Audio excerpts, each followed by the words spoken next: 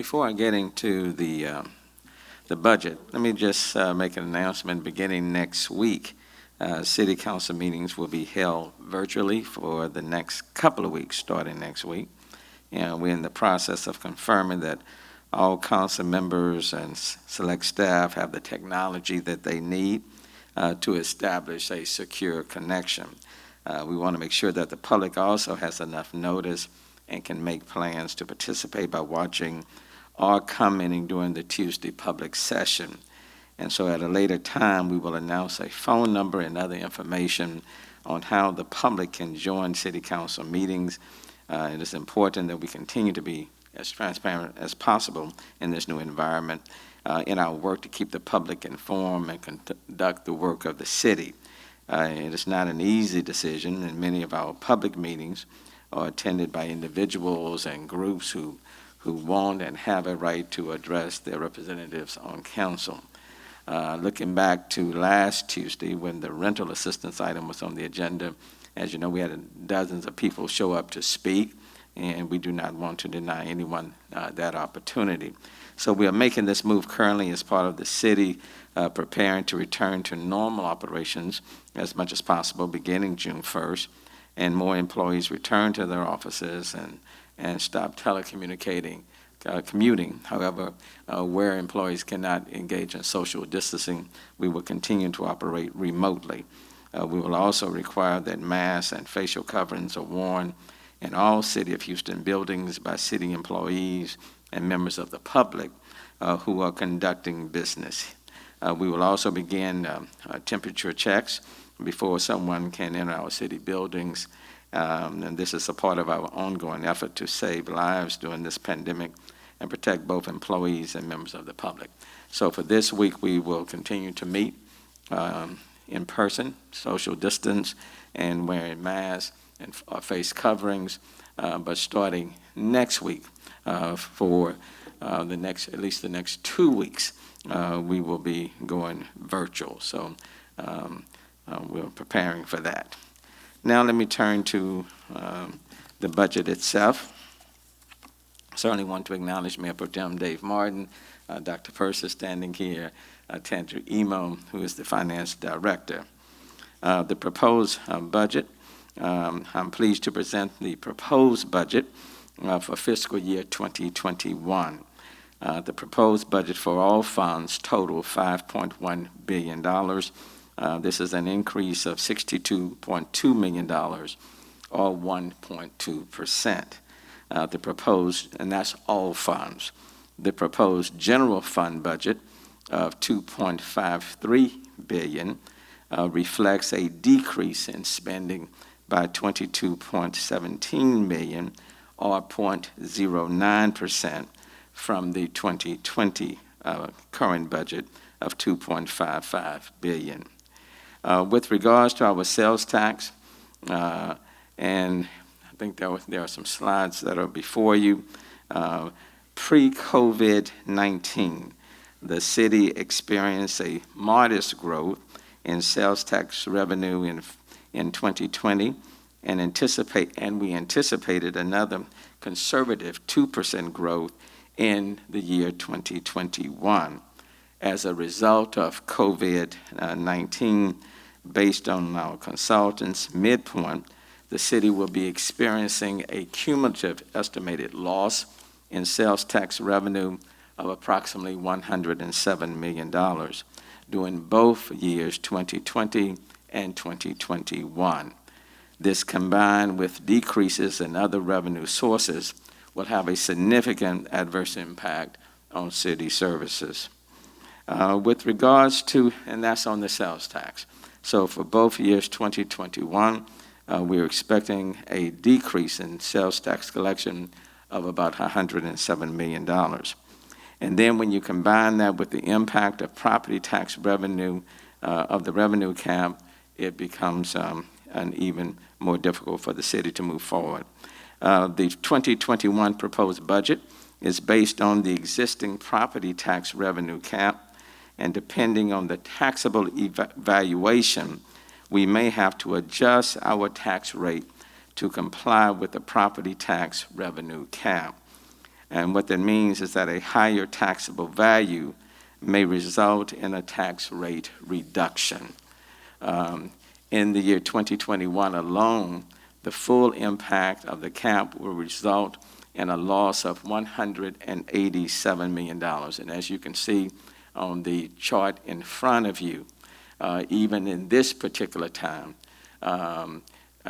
in dealing with the COVID-19 and all of the corresponding costs and expenses the city is incurring and the loss of revenue because of the property valuations, the city will have to, under the revenue cap, will result in a loss of $187 million, which means that come September, the council members, we may have to adjust the tax rate down as to stay within the limits of the revenue cap. And since hitting the cap, to put it in some perspective, provide some additional context, since hitting the cap in the year 2015, the full cumulative impact of the cap for the city of Houston is $904 million. For the first time since taking office, in order to balance the budget, we are drawing down an amount from the general fund balance, which drops it below the required 7.5% expenditures, less debt service, and pay as you go. Since I have been mayor, we have always maintained a general fund balance of at least, 7.5, but quite frankly, it's been more than 8%, as you can see on the chart. The year 2021 ending fund balance will be 7.15%. That is below that 7.5, 7.15% less than 0.5% below the minimum requirement. And this equates to a $7.4 million reduction below the 7.5%. Per our financial policies, however, this is allowable in the event of economic instability beyond the city's control, which is where we are today. I don't think there's any question with the advent of COVID-19 that these are some unstable times economically for the city of Houston. And so we will be drawing down below the 7.5% fund balance of about $7.4 million. For the fifth consecutive year, my annual proposal closes a budget gap. In this case, it is a gap of $169 million, which is exacerbated by the COVID-19 global pandemic. And this is primarily driven by contractually mandated increases, including police and municipal pay raises for the current meet and confer agreements, as well as health benefits and pension costs. Now, how does this budget propose to close the gap? $14.5 million will be generated in new revenue. And you will see within the budget, the council members will see a $10 million revenue increase for the digital signs, as well as the $4.5 million for the lease payment proposal for the garbage and recyclable bins, which we have been discussing around the city council table. There will be a deferment of the 5 police cadet classes that you've also heard me talk about. That equates to roughly $14 million. There is the zoo payment of $10.4 million, but I will tell you, based on the federal guidelines that we have looked at, that we can have that payment, that reduction transfer from the CARES Act, and that is what we will do. There will be a number of employee furloughs from the city of Houston. We anticipate that about 3,000 employees will be impacted from furloughs, going up to a maximum of 10 days within the year. That will generate about $7 million. There will be a few other deferments, department reductions, and then since I have been mayor, what we have done is every single year from July 1st, the beginning of the fiscal year, we have attempted to build up the fund balance as high as possible in order to draw down, to close the anticipated budgetary gap.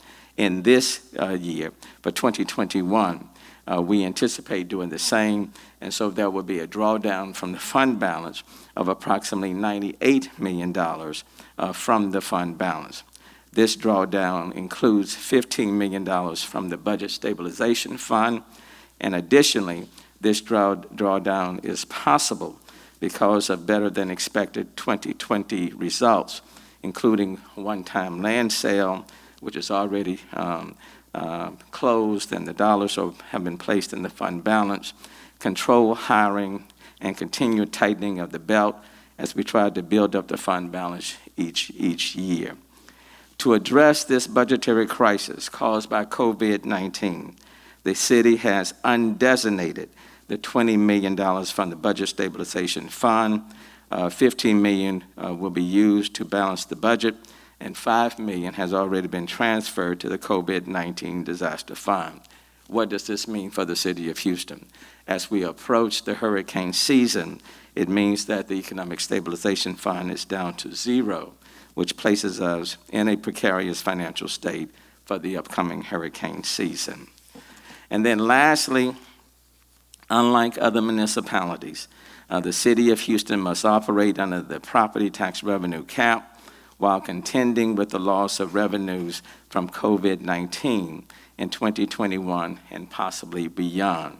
As we move forward in this budgetary process, we will continue to look at the federal guidelines to see whether or not additional dollars can be drawn from the CARES Act, not to cover revenue losses, but possibly to recover costs where employees were redeployed from their regular duties in order to do things for COVID-19.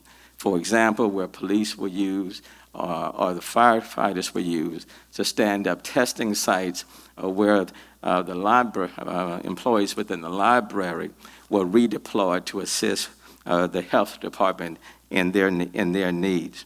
And so as we make these evaluations, it is very probable that some additional dollars may be able to be pulled from the CARES Act to be utilized in this budgetary process. It is my hope that Congress will provide the city, not just the city of Houston, but others, with even greater flexibility or additional dollars in order to minimize the financial impact that COVID-19 is having on budgets across the country. Having said that, we are presenting a budget that does balance, even in a very uncertain time. We are obligated to balance our books. We are doing that. We don't have the luxury of Congress where we can engage in deficit financing. And so this budget does balance. Despite the tough financial challenges, this budget provides funding for overtime for police, 3 cadet classes for fire, funding for parks, library, trash pickup, and upgrades to our drainage and streets. But it is a lean budget, and for me, it is the toughest budget that we've had to put together since I've been mayor, starting in January of 2016. Having said that, and that's a mouthful, I'll take whatever questions anyone may have.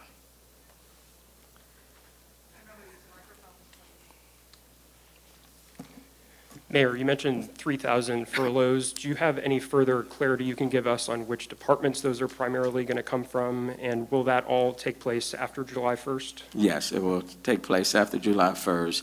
The only 2 departments that I can tell you where the furloughs will not occur, they will not occur in police and fire. And certainly we will not be furloughing any employees in solid waste that will impact our solid waste garbage and recycling program, collection programs. And is it fair to say that this proposed budget could undergo significant changes if Congress does give you more flexibility on the CARES Act And funds? the answer is yes. And as we look through the federal guidelines that have been provided, it does, for example, let me use the zoo as an example.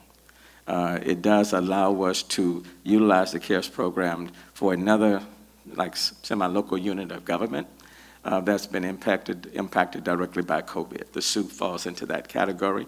And so based on the guidelines that came out about a week and a half ago, we are taking $10.4 million from the CARES Act to transfer directly to the zoo.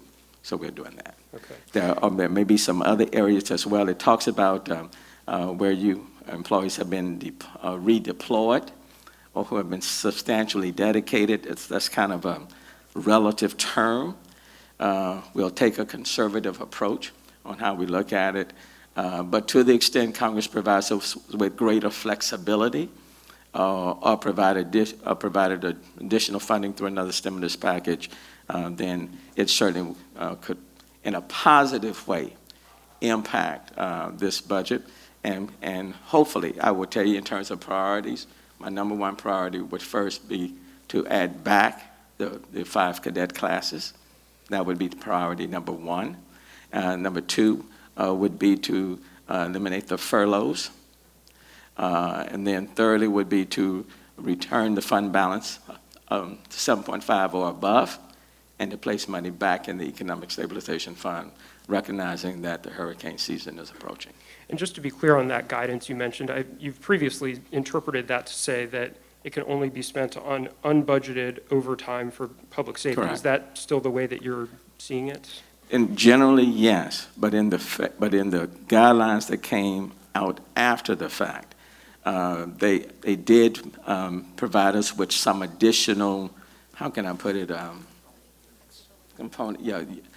discretion for like component units or when employees have been redeployed. For example, like the firefighters. Essentially what it's saying is that, firefighters have their normal duties, but if, for example, they have gone and picked up people who were impacted by COVID-19 and taken them to the hospital or some other purpose, then you possibly could assume their costs, even though it was a part, for example, of their regular operations. Same thing with police. So we are taking a very careful look at that, and I've asked Chief Pena with the fire department, Chief Aceveda, and others to kind of take a look at where their employees were used specifically for COVID purposes, and then ask finance to take a look at the costs associated with that redeployment. And then we'll take a very conservative assessment, and where possible, we can then pull dollars from the CARES Act that fits those guidelines, then we will. So more than likely, you will see additional dollars flowing into this budget in the next couple of weeks. And then with the $404 million the city has already received, I know you've already spent a significant amount of that money on COVID-related stuff like PPEs and testing sites. Can you give us a sense of how much, would you have enough money left over if you do get more flexibility to spend that to fund the police cadet classes and avoid furloughs, et cetera? Well, it's going to be tight, but I will tell you, for me, and I think I can speak for many, if not all of the the council members, the cadet classes, for example, for police would be a very high priority. So we funded all 5 cadet classes in the past, and so that's a high priority.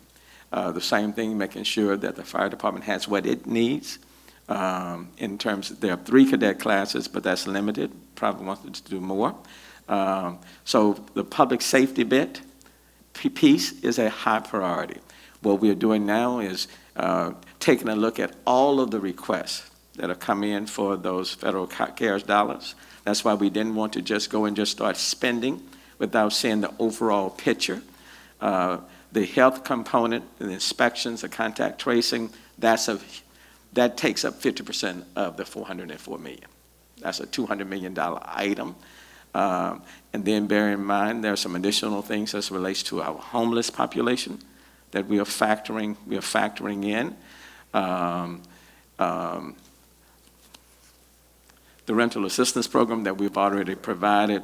So we're adding all of those up. I will tell you that if these are the only dollars that we're going to receive from the federal government, even if they grant us additional flexibility, it's not going to be enough to meet the city's total needs and not specifically address COVID-19. Did I get everyone?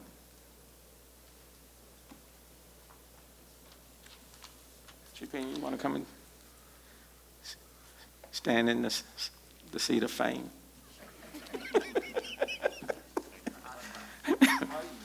Let me introduce to you our Chief Sam Pena standing here. Okay, I'm sorry. No problem, Mayor. Good morning. You touched on this in the Economic Stabilization Fund being reduced to zero, your words, precarious situation. Explain to me, how do you define precarious in this situation? What are we potentially looking at? Let me use Harvey as an example. Harvey hit us in August of 2017. In order to immediately ramp up to meet the needs of people from that hurricane, we utilized the $20 million from the Economic Stabilization Fund while we waited on FEMA and federal assistance. But we had that $20 million to immediately start ramping up to meet people's needs, for police and fire and other essential services, public works, you name it. At this point with this budget, the Economic Stabilization Fund is zero. So, for example, if a storm should hit, let's say in June or July, August, the dollars in that Economic Stabilization Fund are gone. There is no rainy day fund, let me put it that way. This budget is as lean as you can get, but what is worse this time around is that even when we had the Economic Stabilization Fund and we used every dime, our fund balance was still above 8%. So we had a secondary source to pull dollars from. This time around, as we move forward with this budget, the Economic Stabilization Fund is at zero, and we are now underneath that 7.5% on the fund balance. So it puts us in a very precarious, vulnerable situation. You've also said that this budget takes into account the potential for more money down the line from the CARES Act that could factor in some changes. We've already received money, as you've discussed. Right. Any idea as to how much more you could receive? And if that does not happen, then when do we go back to the drawing board? Well, this budget, if we don't receive, let's say if we're not able to pull any more dollars from the CARES Act, and if we don't get any additional dollars from Congress and another stimulus package, this budget the proposed budget will balance, but it will balance at a huge price with some sacrifices being made, and that is the 5 cadet classes being deferred, being placed on hold. About 3,000 city employees are being furloughed for up to 10 days in the course of a year. There will be some other deferments that are taking place. So if no additional dollars come into the city, the proposed budget will balance, but there will be significant sacrifices that will have to be made. And it would put the city in a vulnerable state, and we'll simply hope and pray that there are no exigent circumstances that arise that will cause us to have to expend more. So that's it's a very lean budget. I do anticipate, let me just say this, I do anticipate being able to pull some additional dollars from the CARES Act based on the redeployment of cities' personnel. So I do anticipate that. The problem even with that approach is that there are holistic needs as it relates to COVID-19. And the 404, though it seems like a big number, it's not big at all considering the needs that exist. And when you take into account, and Dr. Purse is standing here, that on the testing and contact tracing, which are huge pieces in managing this virus, that's about a $200 million cost item. So that automatically reduces your 404 down to 200 million, just on the healthcare needs alone. So you only have now another 200 million kind of to work with. Well, less than that because we've already expended 15 million for the rental assistance program. So now you're down to 185. You see how quickly it can go down. So just because we may be able to redeploy, to pull dollars from what we have received, it doesn't mean that there will be sufficient dollars to do it even in that amount. Certainly. Sorry. And so that's why I'm saying I'm ranking priorities. I know to add back the police cadet classes, that's a $14 million item. That would be priority number one, to restore those police cadet classes, and then we'll go down the line. And that's exactly where I was going to go next, understanding that this is a worst-case scenario, but talking about those vulnerabilities, as you put it, what would the absence of those 5 police cadet classes mean in terms of public safety? Well, we're already facing additional. The crime is going up even now because our resources have had to be stretched so thin. You know, police officers, like firefighters, have had to cover so much terrain as relates to COVID-19. So since I became mayor, the number of police officers in the city of Houston has been going up. You know, it is in the city's best interest for the number to continue to go up. It is in the city's best interest for us to continue, for example, to make sure that we add 12 fire cadet classes. So that's critically important. And it's very important that we provide the necessary dollars for our garbage and recycling pickup. That's important. Illegal dumping, for example, in the city is a huge problem. The homeless initiative is a huge issue. So there are a number of key items, going directly to basic services that we need to continue to fund. And then bear in mind, for municipalities, service is directly related to employees, okay? Directly related to the employees.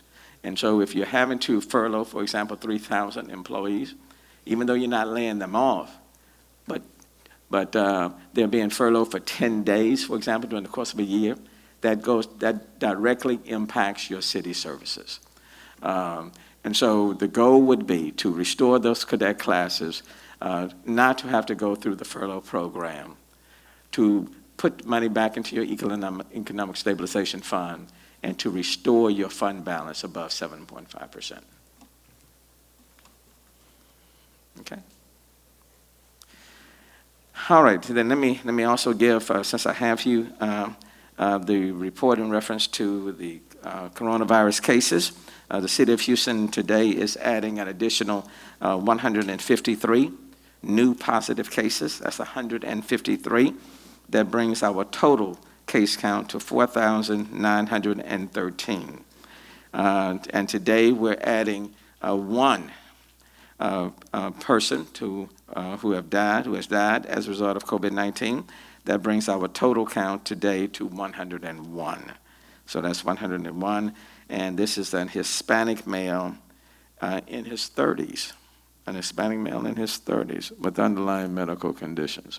Yesterday we had someone in between the ages of 10 and 19, the youngest in the city of Houston, and today a person whose died is in their 30s. This is a reminder, this is a reminder that this virus doesn't discriminate in terms of age, okay?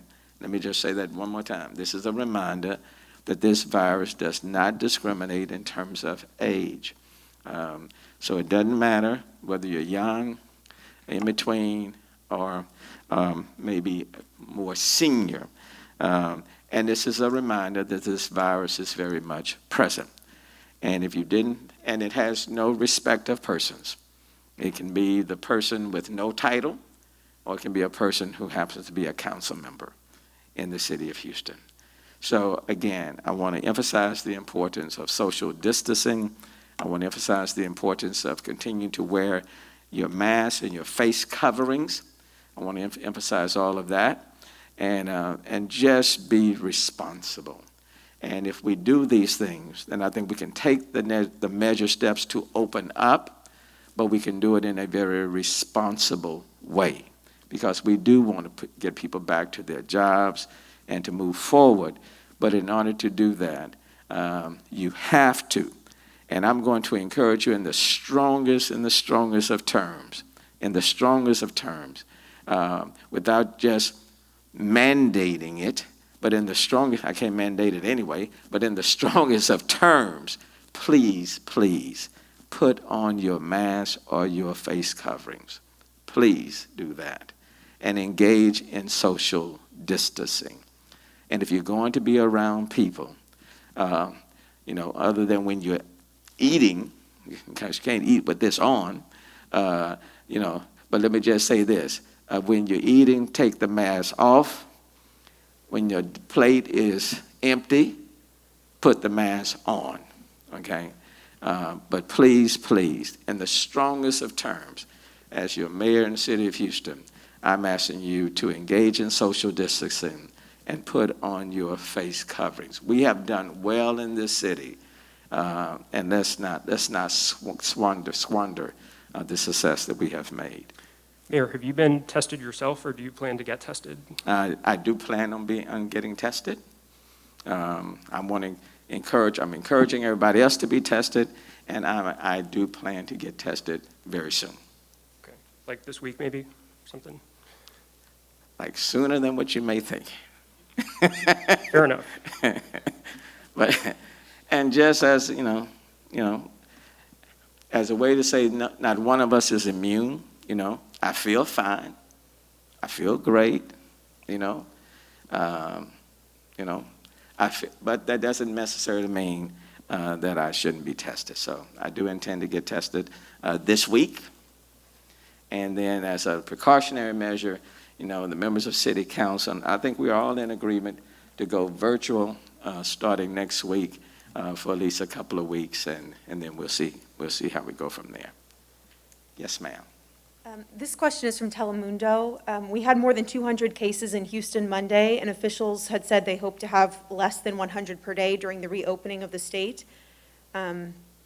This week is going to be crucial in knowing if the reopening is going fine or if we're making the crisis worse. What is the plan if there are more cases than expected in Houston during phase 1? Will you move forward with phase 2? Okay, well, let me just say, we did have 200 some cases on yesterday, but bear in mind that was 2 days being reported in 1 day, because we didn't report on Sunday, so it was 2 days in one. That's number one. Number two, we're reporting 153 new cases, positive cases today. We're watching the monitoring the numbers very carefully. I will tell you in February, March, April, for example, as a mayor of the city of Houston, I had the ability to say, stay home and suspend the service, for example, at restaurants, bars, clubs. I had that ability as the mayor of the city of Houston and as the CEO of the city of Houston. I no longer have the ability to put forth an order to tell you to stay home. The governor has assumed that responsibility. And so, but what we can do is that we can monitor the numbers, we can look at the data, we can continue to confer with the doctors and the medical experts, and then when we see that things are spiking up, and hopefully they will not, my hope is that they will not, but if we see things starting to change, then I won't hesitate, for example, to contact the state and encourage the governor to take definitive steps to get on top of the situation. But for the first part of this crisis, I had that ability to do that. I don't have that ability as we now move forward. That's been taken out of the local authorities' hands, and it now rests solely with the state. But we will monitor. Now, let me ask Dr. Purse, because he certainly can elaborate on it further. Thank you, Mayor. I reinforce everything the mayor has said. I'd also point out that there's a report that's being reported in the popular media this morning, and so I don't have the scientific background of it, but it's in the New York Times and the Wall Street Journal, and it illustrates the risks that we take. So in Korea, they had closed down businesses and bars and other things. And then in a weekend early in May, they opened them up. And then the Wednesday following the weekend that opened up, a single individual, a gentleman less than 30 years old, tested positive on a Wednesday. They've gone back and they've got very extensive testing in Korea that we're not quite there yet here, but they have very extensive testing. And then depending on which report you read, somewhere up to 50 cases have been linked to this one individual who went out one evening and went to 3 different bars. They've also estimated that about 7,200 people were in the bars that evening. So one individual who was asymptomatic and was in a nightclub, and let's face it, we all know nightclubs are, well, you know, back in the day when I went to nightclubs, there's a lot of people in there in a closed space, and there's yelling, and not yelling, but, you know, singing and talking loud, and all of the things that the virus loves, right? And we've seen this on cruise ships. You got a lot of people in a small area interacting a whole lot. But a cruise goes for a week. Well, here on one evening. So the fact is that what we need to keep in mind, and as we move forward and as society is reopening, is that as we look at, so in this room right now, with the exception of the sign language interpreter, there is not a single person in this room right now not wearing a face covering. So I feel very safe in this room. If I were in this room and there were only 4 or 5 people who wear a face covering, I don't think I'd feel very safe. The risk is the person who doesn't have symptoms but is infected and is spreading the virus unknowingly, unwittingly, not maliciously. That is what we need to be worried about. So as we move forward, we cannot underscore the importance of those personal things that we can do, how we can empower ourselves to protect our friends and our neighbors. That's wear masks, wear a face covering, and to social distance.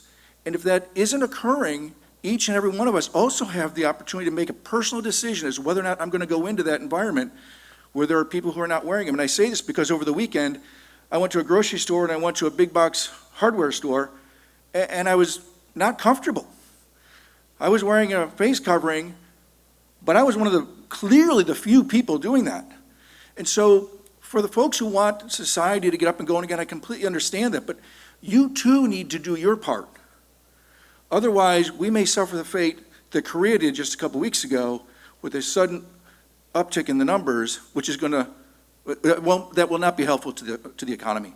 So every single one of us has a part to play, and we can do it. And if we do those things, I still worry, but of course it's my job to worry, I still worry that the numbers are going in the wrong direction.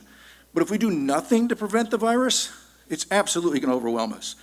We have the ability. We've done it here in Houston. The reason our numbers have been low so far have because we did act the way we were supposed to. The people in this room right this moment are all acting the way they're supposed to, wearing masks and being physically distant from one another.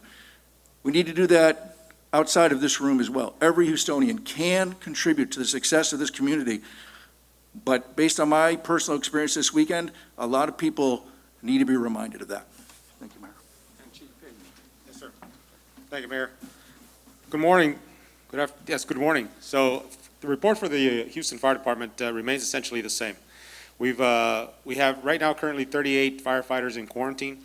A total of 41 have tested positive since this operation began. 36 of those have since returned. The rest of them are recuperating and recovering at home. We have continued our occupancy task force with a different approach now. We're available and we're responding to complaints, but we are there to provide information and education on proper physical distancing and meeting the intent of the governor's order. We're no longer issuing citations for that project, but we have maintained our occupancy task force.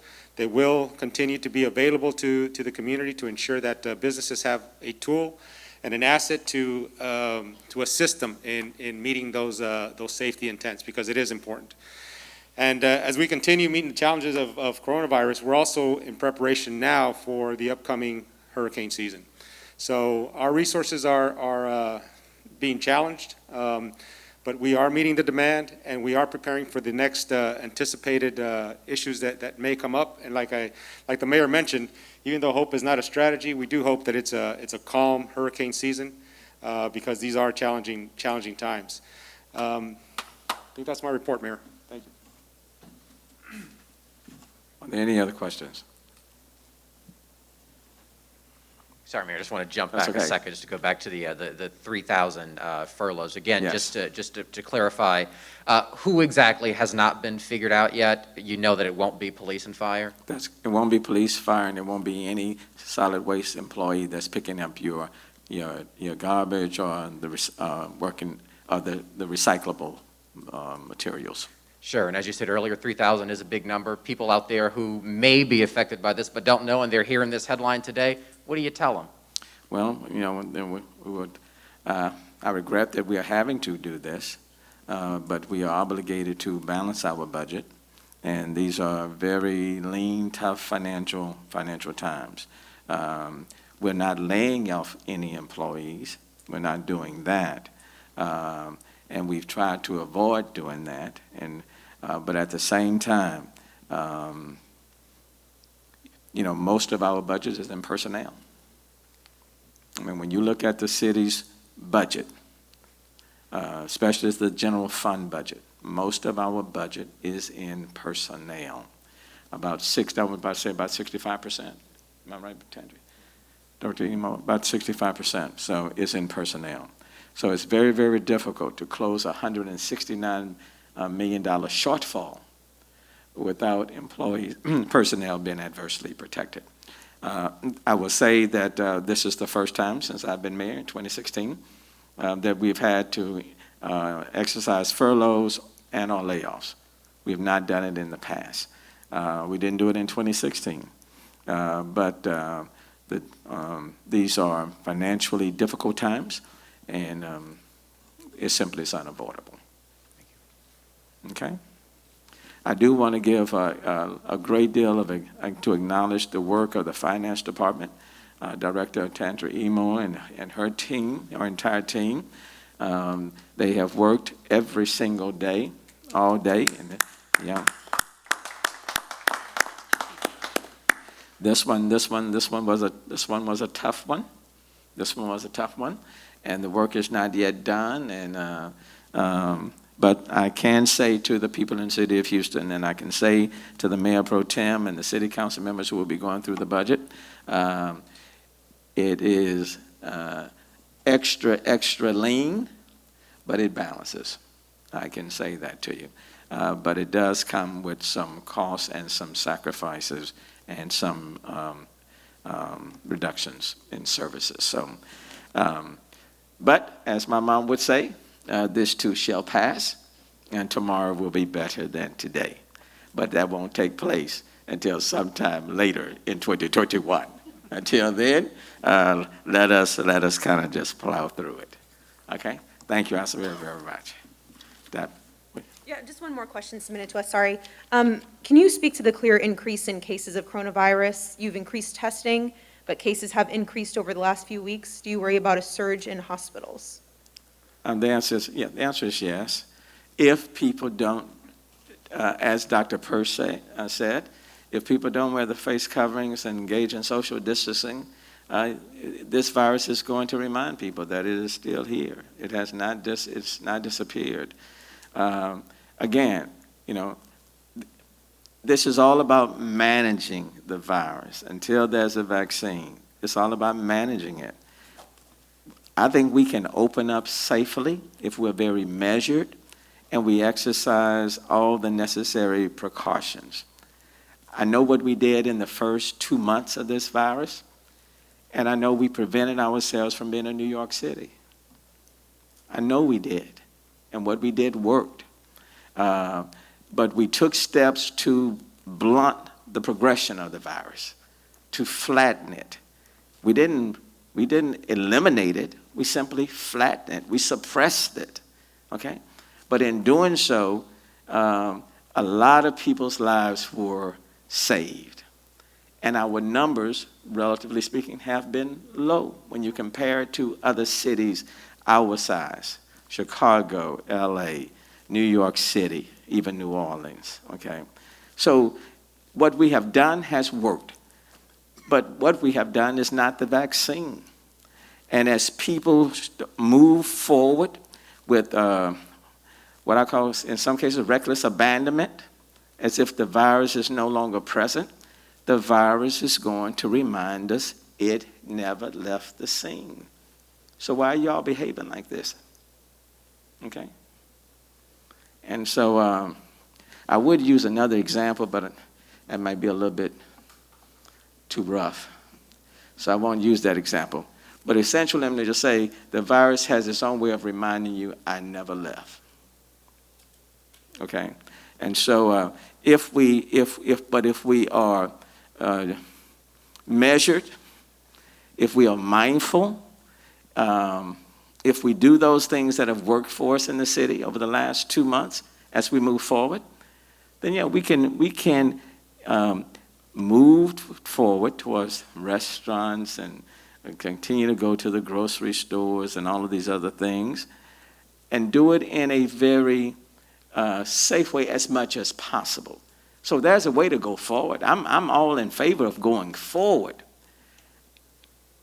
But we just can't do it as if the virus doesn't exist. Okay? And that's why in part I'm disappointed, for example, that we have an order, but it has nothing in it. There's no enforcement in it. And so when this, I think, and it's important for the messaging of all of the leaders on the federal, state, and local level, as much as possible, we need to be on the same page, giving the same message. Otherwise, it becomes confusing, and people just don't know what to believe. And my fear is that's where we are right now. People are confused because they don't know what to believe. And what I will simply say to the people in the city of Houston, I want you to get back to work. Quite frankly, people need their jobs, okay? But we just want you to go back to work without you having to sacrifice your health for your paycheck. And if you take these measured steps, you can return to work and feel safely about it. I want to be able to stand before you and say, you can do X, Y, and Z, and it's as much as possible, it is safe. That's what I want to be able to say. But right now, with all the activity taking place, I'm simply not comfortable in saying that. And so I'm telling people, hey, slow up,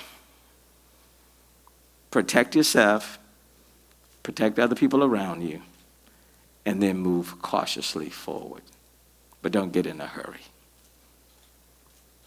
And that's why, I'm going to take this test, because I can't test myself. Well, I guess I can.